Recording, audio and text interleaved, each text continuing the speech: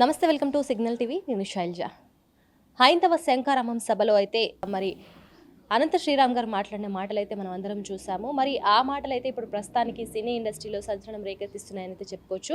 మరి ఇదే అంశంపై మాట్లాడడానికి ప్రస్తుతానికి మనతో పాటు ప్రొడ్యూసర్ చిట్టిబాబు గారు కూడా ఉన్నారు. వారితో మాట్లాడే ప్రయత్నం చేద్దాం. సార్ నమస్తే. నమస్తే. ఎలా ఉన్నారు sir? Always all right. Sir ఎలా చూసుకోవచ్చు అంటారు అనంత శ్రీరామ్ గారు మాట్లాడిన మాటలు ఏ విధంగా చూసుకోవచ్చు? ఒక అర్ధరహితమైన అనవసరమైన తన తానేదో ఫోకస్ చేసుకుంటానికి మాట్లాడే మాటలు. ఎందుకంటున్నానంటే మాట, ఇప్పుడు పురాణాల పాత్రల్ని అది దాని సూక్ష్మతను గ్రహించాలి. ఊరిని పాత్రలు అంటే రావణాసురుడికి 10 తలలు అంటే 10 తలలని కాదు అర్థం అక్కడ. దాని సూక్ష్మత ఏంటంటే 10 తలల యొక్క మేధస్సు ఒక రావణాసురుడిలో ఉందని. 10 తలకాయలు ఆలోచించగలిగే విషయాల్ని, 10 తలకాయలు చేయగలిగిన వ్యూహాన్ని చేయగలిగిన మేధస్సు ఉన్నవాడని. అందుకని 10 తలలు అంటే 10 తలలు 20 చేతులు, అది ఒక వర్ణన. అది ఎందుకు ఇచ్చారంటే ఆ పాత్రల్ని ఒక రూపకల్పన కానీ, పాత్రల ఔచిత్యం కానీ, పాత్రలు ఇది కానీ ఎందుకు ఇచ్చారంటే దానిలో ఒక సూక్ష్మతను గ్రహించి ఆ ధర్మాన్ని తెలుసుకుంటానికి. అంతే చెప్తే ఆయన ఊరిని ఇచ్చేస్తే దానకర్ణుడు అయిపోతాడా, పిచ్చివాగుడు తప్పితే కవచకుండలాలు ఇస్తే కవచకుండలాలు ఇవ్వటం అతని దేహంతో పుట్టిన, అంటే అక్కడ ఏంటంటే దేహంతో అంటుకుని పుట్టిన సైతం, అంటే తన దేహాన్ని సైతం కోసి ఇవ్వగలిగే ఒక మాట కోసం, దానం అనే మాట కోసం తన దేహాన్ని భాగాన్ని కూడా కోసిచ్చాడని. అది దానిలో సూక్ష్మ ధర్మం. ఎన్ని గ్రహించకుండా ఏదో నాకు సైతం తెలుసు, నేను పెద్ద పండితుడిని వాగే బట్టెబాస్ మాటలు తప్పితే ఇంకోటి కాదు. అంటే ఇప్పుడు ప్రభాస్ గారిది కల్కి సినిమా రిలీజ్ అయిన విషయం మనకు తెలిసిందే. ఆ సినిమా కొన్ని కోట్ల రూపాయల వరకు వసూలు రాబట్టింది. ఆ సినిమా గురించి సభలో అనంత శ్రీరామ్ గారు చేసిన వ్యాఖ్యలు ఏ విధంగా చూసుకొచ్చింటారు? ఏం ఆయన వ్యాఖ్యలు ఇవి కూడా ఏదో వాగుతున్నాడు, ఏదో వాగుడు కింద, ఏది బట్టెబాస్ వాగుడు కింద తప్పితే దాంట్లో ఏది తనేం మాట్లాడుతున్నాడో తనకే తెలియదు. తనే అంటున్నాడు, తనే మరి హిందూ పురాణాల్లో ఉన్న పాత్రలను విమర్శించి మాట్లాడుతున్నాడు. తను మరి నువ్వు గౌరవించే హిందూ వీటిని గౌరవించేట్టు నువ్వెందుకు పాత్రలను విమర్శిస్తావు? నువ్వే హిందూ దీన్ని విమర్శించి కించపరిచి మాట్లాడతావు, మళ్ళీ ఎవరో కించపరుస్తున్నావు అంటావు ఏంటి? నీకే స్టాండర్డ్ లేదు. స్టాండర్డ్ లేని వాగుడు. నువ్వు కరుణ పాత్ర అంత ఉదాత్తమైన పాత్రని అంత గొప్పగా నిర్మాణం చేసిన ఆ పాత్రని అంత కించపరిచి అంత హేళన చేసి మాట్లాడుతాంట నువ్వు. ఇంకొకడు ఎవడో మాట్లాడటం నువ్వే హిందూ పాత్ర అది. ఎవడన్నా మాట్లాడమను, వాళ్ళు ఖురాన్లో ఒక పాత్ర తీసుకుని అలా మాట్లాడమను ముస్లింని, బైబిల్లో ఒక పాత్ర తీసుకుని అలా మాట్లాడమను క్రిస్టియన్ని. వాళ్ళు ఎవరు మాట్లాడరు. వాళ్ళకు నీలాంటి ఎదవులే మన మతంలోనే, నీలాంటి ఎదవులే హిందూ ధర్మంలోని విమర్శించేది నీలాంటి ఎదవులే, మళ్ళీ నీలాంటి ఎదవులే అన్యాయం జరుగుతుందని మాట్లాడుతుంది. ఇది హిపోక్రసీ అంతే. అంటే ఇప్పుడు అన్య మతస్థులు సినిమా తీసేవారైనా, సినిమాకి ప్రొడ్యూస్ చేసేవాళ్ళైనా, సినిమాలో యాక్ట్ చేసేవాళ్ళైనా కానీ తెర ముందు ఒకలాగా, తెర వెనకలో ఒకలాగా హైందవ ధర్మాన్ని పాటించే వాళ్ళని కూడా ఒక చిన్న చూపులాగా చూస్తారని చెప్పేసి అంటున్నారు. నిజమేనది? అది లేదమ్మా, పిచ్చబద్ధం. ఎవడది దీంట్లో అదే చెప్తానమ్మా. బ్రాహ్మిన్స్, హిందువులు అంటే బ్రాహ్మిన్స్ అనే ఒక దీని నుంచి పోవాలమ్మా. హిందువులు అనగానే ఈ బ్రాహ్మిన్స్ అనేదాకా ఒక ఆనవాయితీ అయిపోయింది. హిందూ అంటే జంజం వేసుకున్నాడే హిందూ, పిలక పెట్టుకున్నాడే హిందూ. హిందూ అంటే పిలక పెట్టుకోవాలి, జంజం వేసుకోవాలి, లేకపోతే వాడు హిందువా అనుమానం. అది పోవాలి. ఆ భావజాలం పోతే కానీ హిందూ అనేవాడు బ్రాహ్మణుడు మాత్రమే హిందూ కాదు. బ్రాహ్మణుడు వన్ ఆఫ్ ది హిందువులో ఒక భాగం అతను, అంతే. అనేక విభాగాలు ఉన్నది. అతను ఒక బ్రాహ్మణుడు అనేవాడు ఒక భాగం. అసలు హిందూ అంటే బ్రాహ్మణుడు అనే ఒక అపోహలో ఉంది. ఈ అపోహ తొలగినప్పుడే ఇవన్నీ పోతాయి, అంతే. అంటే ఇప్పుడు ఆయన ఒక మాట అన్నారు సార్, ఏంటంటే ఇప్పుడు హిందూ వర్డ్ ఒకటి వచ్చింది పాట రాసేటప్పుడు అని చెప్పేసి అనగానే ఆయన వద్దన్నారు. ఆ మ్యూజిక్ డైరెక్టర్ బ్రహ్మాండ నాయకుడు అదేదో నిజం చెప్పాలి కదా. ఆ పదం వద్దంతోనే తప్పు కదమ్మా. ఆ పాట ఆ సందర్భానికి ఆ పాట పనికి ఆ పదం పడదనో, లేకపోతే ఆ మ్యూజిక్లోకి ఆ పదం ఇరుక్కోదనో. ఒకసారి బ్రహ్మాండ నాయకుడు అనేది రిథం ఉంది, అది ఆ పాట ట్యూన్కి సెట్ అవ్వలేదనుకో, ఈ పదం వద్దండి వేరే పెట్టండి అనొచ్చు. అందుకన్నాడా? లేకపోతే నాకు తెలిసి ఏ మ్యూజిక్ డైరెక్టర్ కూడా, నాకు తెలిసి నేను 50 ఏళ్ళుగా ఉన్నాను ఇండస్ట్రీలో, ఇంతవరకు నాకు తెలిసి క్రిస్టియన్స్ ఉన్నారు, ముస్లిమ్స్ ఉన్నారు, రెహమాన్ ఉన్నారు, చాలామంది ఉన్నారు. ఎవరు కూడా ఒక మతం పేరు మీద ఈ పదం వాడను అంటూ నేను ఎక్కడా వినలా. ఎవడు అనడు కూడా, అంత సాహసం చేయడు. మరి ఆయన అలా అన్నారని చెప్పేసి ఆ అదే మ్యూజిక్ డైరెక్టర్ చెప్పాలి కదా. దగ్గరనే నేను వర్క్ చేయడం కూడా మానేశానని అదే చెప్పారు. అదే చెప్పాలిగా. ఉన్న నోటి డబాయి మాడు పేరు ఎవరా మ్యూజిక్ డైరెక్టరు? ఆ పేరు అంటే మళ్ళీ ఆ పేరు చెప్పడానికి నేను వ్యక్తిగతంగా ఇది ఒక ఈ పిచ్చి మాటలు చెప్పాలి. ఇక హిందూ పదాన్ని వాడను అనేవాడు నాకు తెలిసి ఎవడో అనడమ్మా.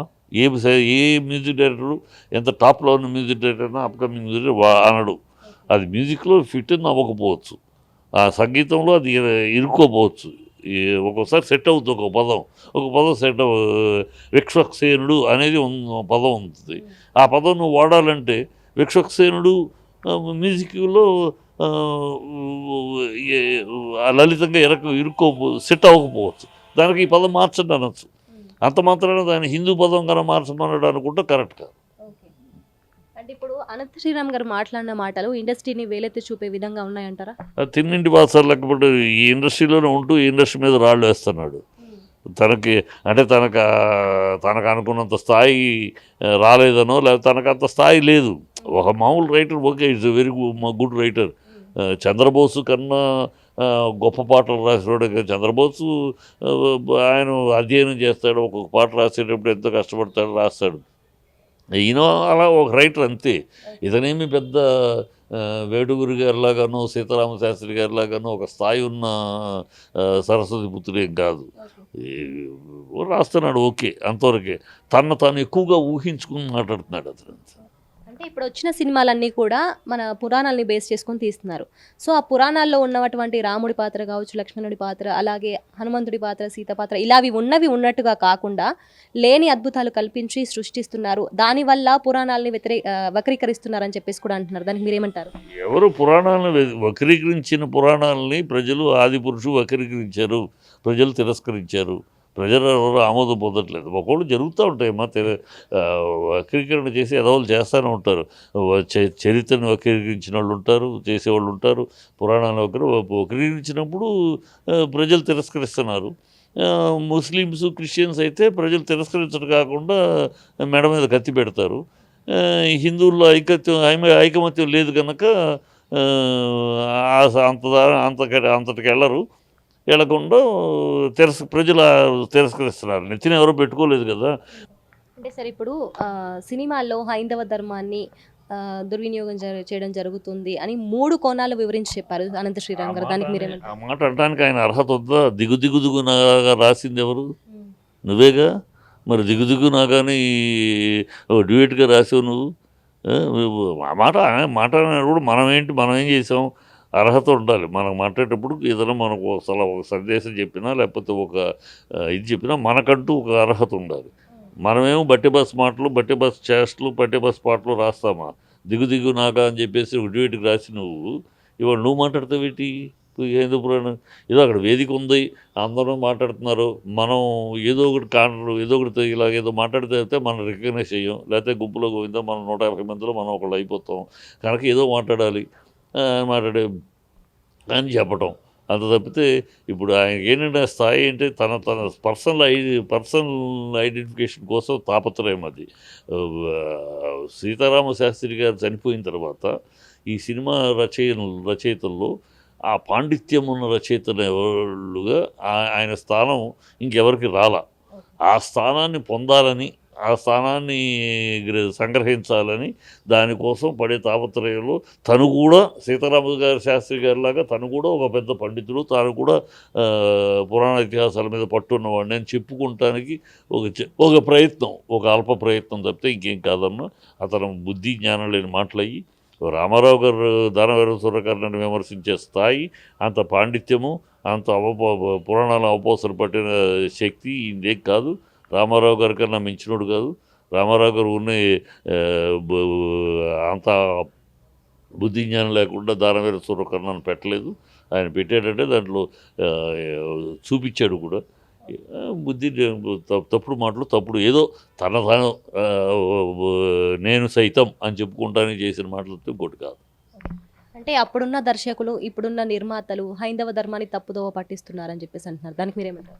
ఎప్పుడు హైందవ ధర్మాన్ని తప్పుపో పట్టిస్తున్నది సినిమా నిర్మాతలు, దర్శకులు కాదమ్మా. మీ హైందవులే. హైందవులు అంటే హిందువులు అంటే బ్రాహ్మణులని, ఈ హిందువుల్లో వర్గాలు బ్రాహ్మణ వర్గం, దళిత హిందూ, కమ్మ హిందూ, రెడ్డి హిందూ, బ్రాహ్మణ హిందూ, ఇలా హిందూ ధర్మాన్ని విభజించుకుని మీరు వర్గాలు దీంట్లో మీరు గ్రూపులు చేసుకుని మీరు నాశనం చేసుకుంటున్నారు తప్పితే హిందూ ధర్మాన్ని నాశనం చేస్తే మూడోవాడు పరాయివాడు కాదు. పరాయివాడు 10% చేస్తే ఓవైసీ మరి 24 గంటల పోలీసులు పక్కకి వెళ్తే ఒక్క హిందూ లేకుండా చేసేస్తాను ఓల్డ్ సిటీలో అన్నాడు. అప్పుడు ఎక్కడ దాక్కున్నాడు వీడు? ఈ అనంత శ్రీరామ్ ఎక్కడ దాక్కున్నాడు? అప్పుడు నోరు ఎక్కడ పోయింది? సో ఇవన్నీ ఏదో వేదిక దొరికింది కన్నా ఒక 4 మాటలు మాట్లాడ తప్పితే ప్రాక్టికల్గా రియాలిటీలో మీరు ఎక్కడున్నారు? హిందూ ధర్మానికి అన్యాయం జరుగుతూ ఉంటే మీరు ఎక్కడ గళం విప్పారా? వచ్చారా? వచ్చే ధైర్యం, సాహసం మీరు చేయరు. ఎందుకంటే మీలో హిందూ అంటే బ్రాహ్మణుడు అని మీలో మళ్ళీ ఒక వర్గం. హిందువులు అంటే మేమే. బ్రాహ్మణులు వచ్చేస్తే మిగతా వాళ్ళు వాళ్ళేదో బ్రాహ్మణ పోరాటం కింద వీళ్ళు పక్కకి రారు. హిందువుల్లో ఇన్ని విభజనలు తీసుకొచ్చి మీరు హిందూ ధర్మం అది, హిందూ మతం కాదు. హిందూ ధర్మాన్ని సుప్రీంకోర్టు కూడా చెప్పింది, అది ఒక జీవన విధానం అని. సో చూశారు కదా, ఇప్పటివరకైతే హైందవ శంకారామం సభలో అనంత శ్రీరామ్ గారు మాట్లాడిన మాటలు అది హిందూ ధర్మానికి మనమెంతటా మనమే వేలెత్తి చూపే విధంగా ఉన్నాయి. ఒక ఇండస్ట్రీలో వండుకుంటూ ఇండస్ట్రీ పేరుని చూపెట్టి మరి ఆయన తప్పుదోవ పట్టిస్తున్నారని మాట్లాడే మాటలు కరెక్ట్ కాదని చెప్పేసి కూడా మరి చిట్టుబాబు గారు తెలియజేయడం జరిగింది. కెమెరా పర్సన్ మహేష్తో శైలజ, సిగ్నల్ టీవీ, హైదరాబాద్.